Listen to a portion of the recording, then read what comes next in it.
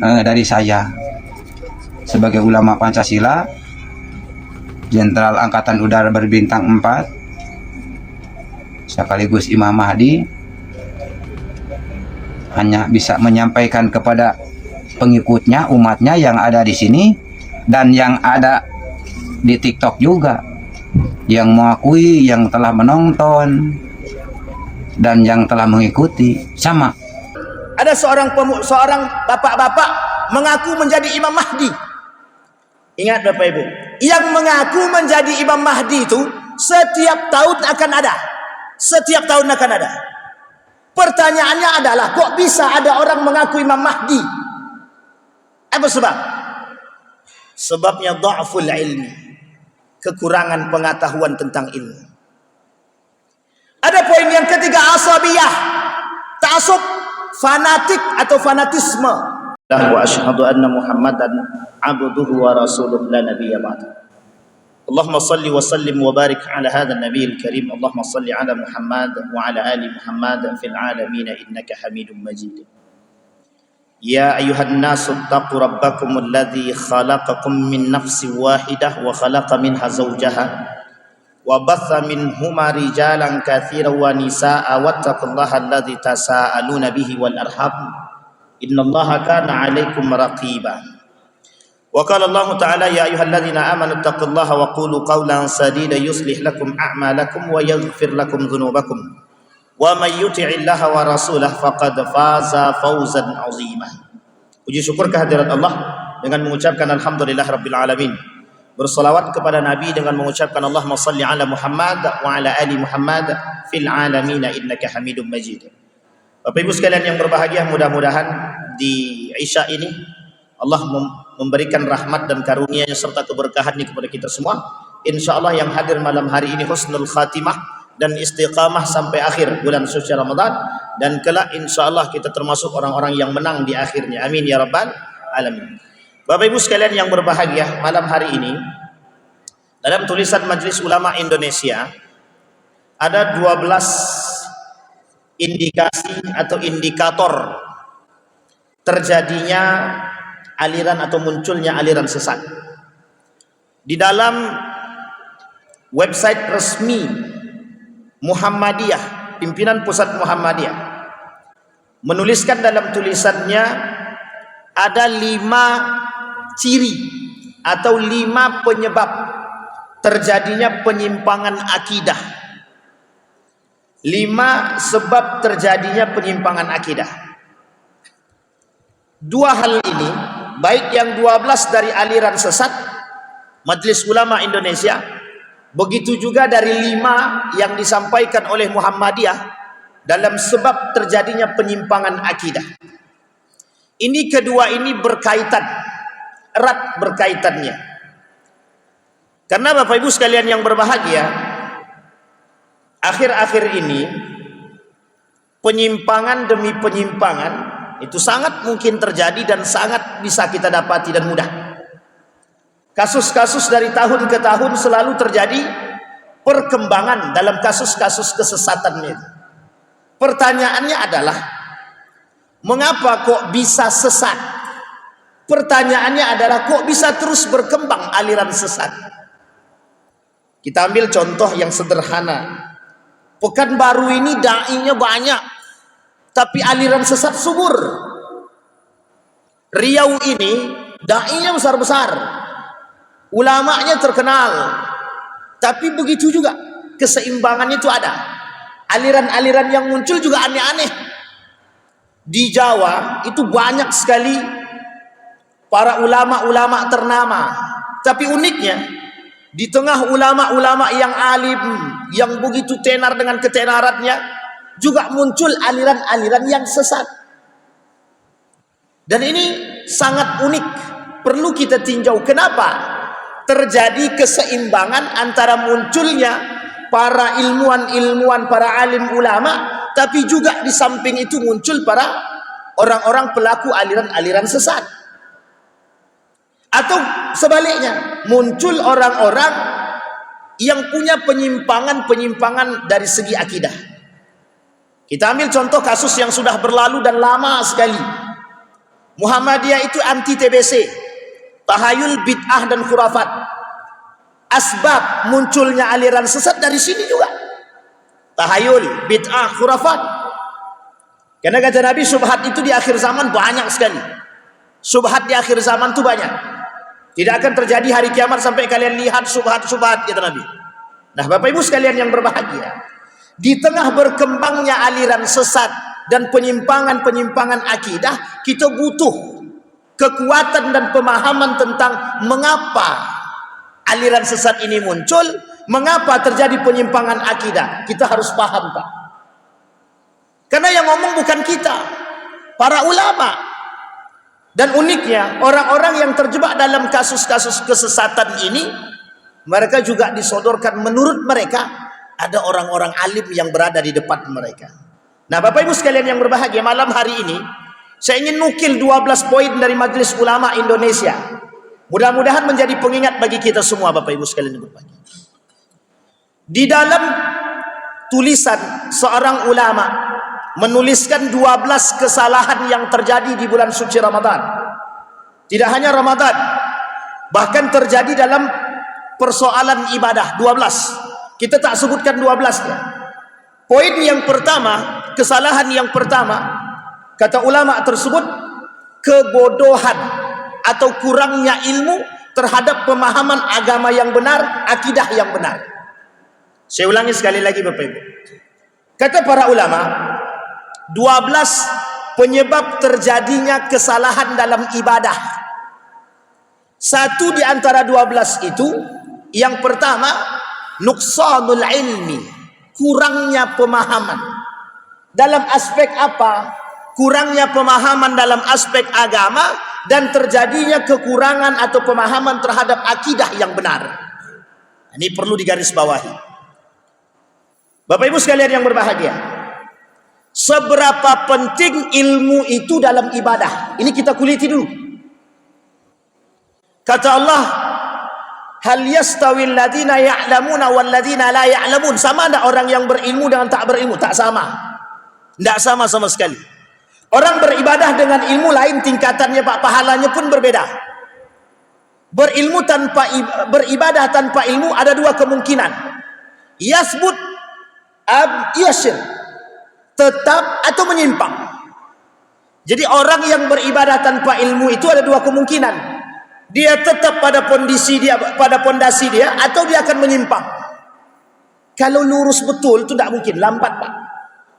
Makanya berilmu dalam ibadah itu penting. Kata para ulama, orang yang berilmu, orang yang beribadah tanpa ilmu akan condong kepada kesesatan dan penyimpangan pemahaman. Kita ambil contoh. Ini kita ambil contoh. Ada orang yang bilang sholat tarawih 4-4-3 sesat. Ada yang bilang ada. Jangan bilang tak ada. Kita khatamkan itu, Pak, bacaannya itu. Ada yang bilang 4-4-3 itu tidak sunnah sama sekali. Dha'ful ilmi, kekurangan ilmu. Masyarakat yang mencerna, yang belum mengerti secara baik, itu akan terpengaruh. Sehingga dia kata yang melakukan 4-4-3, ini tidak punya ilmu, tanpa dasar. Mereka kata tidak sunnah itu. Jangan tersinggung. Karena ini saya perlu luruskan, Pak, penting. Kenapa penting? Ada dasar yang harusnya ada. Jadi pelajari betul tentang hadis tarawih itu. Pelajari betul tentang hadis qiyamul lail. Baru kita tahu sejauh mana ilmu kita dan akal kita mampu mencerna. Itu poin utama. Yang kedua, kenapa sebegitu pentingnya ilmu dalam ibadah? Perhatikan baik-baik. Persoalan tarawih kita tidak jauh, Pak, tidak keluar daripada tarawih. Persoalan tarawih. Kata Umar bin Khattab yang dikatakan dengan tarawih itu 23 rakaat. Umar lakukan dalam jangka waktu 3 jam. Pertanyaannya, jika sholat tarawih dilakukan dalam 23 rakaat terjadi dalam 10 menit. Pertanyaan saya adalah, apa yang mereka baca? Bagaimana bentuk sholatnya? Bukankah dalam sholat itu disebut dengan tarawih? Sholat tarawih itu namanya sholat santai. Sholat sambil beristirahat. Itu satu. Sampai sini belum masuk poinnya, Pak. Yang kedua, sholat dalam 23 rakaat 10 menit. Pertanyaannya, apa yang dibaca? Di mana letak tumakninahnya? Tidak dapat poinnya, Pak. Ini perlu apa? Perlu ilmu. Tapi ingat, yang mengikuti salat seperti ini berapa banyak? Lebih banyak daripada yang ikut seperti ini sekarang. Ribuan dalam salat yang seperti itu. Pertanyaannya, adakah penyimpangan pemahaman atau bisakah kita katakan sesat? Bentar dulu, jangan cepat-cepat sesatkan. Tapi kalau kita katakan penyimpangan pemahaman, sangat mungkin sekali, Pak. Apa sebabnya? Dha'ful ilmi, kurangnya pengetahuan. Oh, kok sebegitu pentingnya? Penting sangat. Ada orang beribadah, mohon maaf, seorang imam jadi imam. Kata para ulama dan kata Nabi, yang berhak jadi imam itu siapa? Orang yang akra. Diterjemahkan oleh para ulama, siapa akra tersebut? Akra di sini bukan hanya sekedar bisa membaca Al-Quran, bagus bacanya, bukan. Kalau diterjemahkan kata Imam Nawawi secara detail, orang yang mengerti ilmu agama, mengerti Al-Quran, paham dan bisa menjalankan isi Al-Quran. Lah kalau kita cari yang begitu, berapa banyak yang kita temukan manusia yang seperti itu? Tidak banyak, Pak. Sampai di sini bisa dipahami, Bapak Ibu. Poin pertama. Sehingga kata Muhammadiyah di dalam tulisan Muhammadiyah, website resminya Muhammadiyah, ada 5 poin terjadi penyebab penyimpangan akidah. Ini sekarang penyimpangan akidah. Poin pertama, kata para ulama Muhammadiyah mengatakan, poin pertama, pemahaman yang kurang terhadap akidah sahih.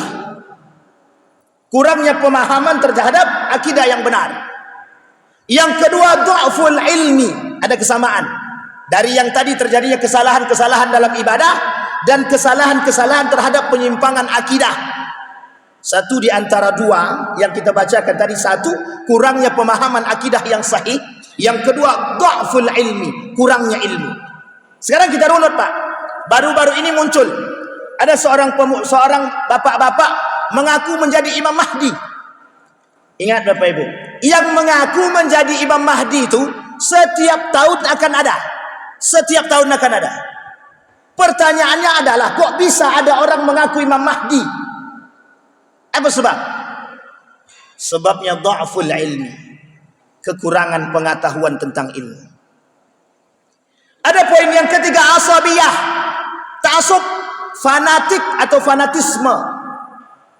Yang ketiga, terjadinya penyebab atau sebab terjadinya penyimpangan, fanatisme. Perhatikan, yang mengaku Imam Mahdi ini itu bukan tidak punya pengikut, ratusan pengikutnya, Pak. Ratusan. Buya Hamka tidak pernah deklarasi aku ini Imam Mahdi, tidak pernah dia. Bahkan Buya Hamka tidak punya pengikut tetap. Ini yang ngaku Imam Mahdi punya pengikut tetap.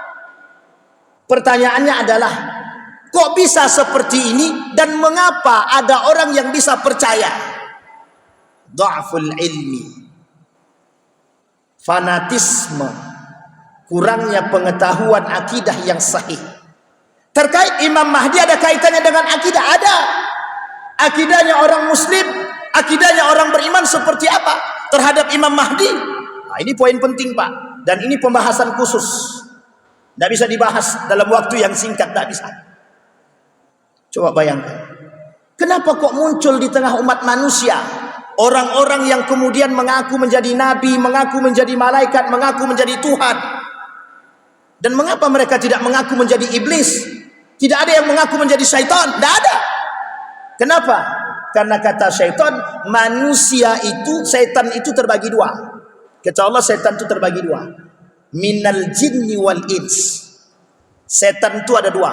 Satu dari bangsa jin dan yang kedua dari manusia itu sendiri.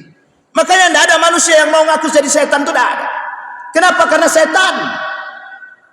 Makanya kenapa hadis yang lemah, ada hadis yang lemah mengatakan syaitan itu di bulan Ramadan dibelenggu. Hadisnya lemah. Hadisnya lemah, tidak kuat, tidak sahih. Setan itu dibelenggu. Pertanyaannya, kok dibelenggu setannya, kok masih ada yang tidak puasa? Lah yang setannya manusia, gimana mau puasa? Jangan tersinggung, karena memang begitu kenyataannya, Pak. Disampaikan oleh Syekh Habib Hasan Al-Khaf Bahkan Nabi mengatakan ada orang kelak di akhir zaman itu memang sengaja tak berpuasa. Memang mereka tak mau puasa. Bukan karena sakit, bukan karena musafir. Meninggalkan puasa dengan sengaja. Apa kata Nabi dalam hadis yang juga dianggap lemah? Kata Nabi dalam hadisnya, orang yang sengaja meninggalkan puasa, selama 1 tahun dia mengkodok puasanya, Allah tidak mau terima puasa dia. Coba bayangkan. Tapi meskipun hadisnya tidak kuat, oleh para ulama diambil fadilah. Jadi Bapak Ibu sekalian yang berbahagia, apa penyebabnya? Kenapa ada orang hari ini menganggap remeh puasa? Alah, tidak usah puasa, nanti tinggal taubat aja kepada Allah. Yattakiluna bi'afwillah wa yuhmiluna al-amal. Kata Imam Al-Ghazali, orang seperti ini meremehkan, orang seperti ini memudahkan ampunan Allah dan meremehkan ibadah-ibadah, termasuk puasa itu sendiri. Padahal puasa ini Bapak Ibu sekalian yang berbahagia, kata Hasan Al-Banna, pembentuk karakter. Pembentuk karakter. Lah kalau karakternya seperti ini, bulan Ramadan harusnya bisa membentuk karakter dia, tapi tak jadi bentuk, Pak. Oleh ulama yang lain mengatakan Ramadan ini tempat ketakwaan tertinggi. Kata para ulama, Ramadan tempat untuk menilai ketakwaan seorang tertinggi. Karena di Ramadan disediakan lapangan ketakwaan dan pahala yang begitu luas. Tapi kok bisa salah pemanfaatan? Yang harusnya kita mengejar pahala, yang harusnya kita memperbaiki ibadah, kok bisa?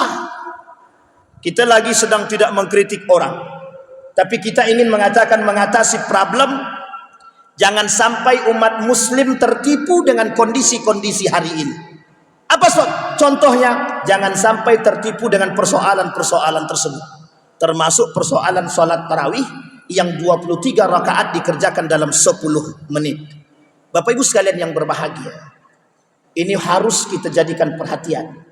Kenapa? Ini saya sampaikan Bapak Ibu.